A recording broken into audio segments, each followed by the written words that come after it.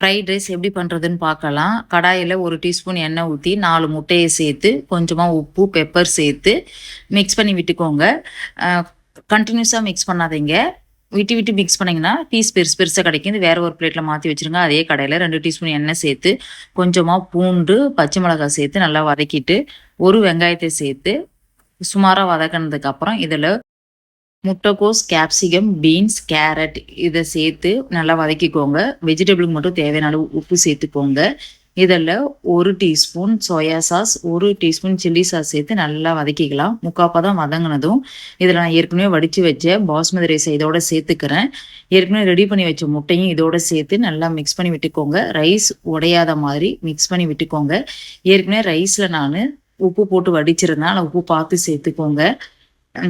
கொஞ்சமாக பெப்பர் சேர்த்து இறக்கிடலாம். ஃப்ரைட் ரைஸ் ரெடி ஆகிடுச்சு. நீங்களும் இதே மாதிரி ட்ரை பண்ணி பாருங்கள். Okay bye. Thank you friends.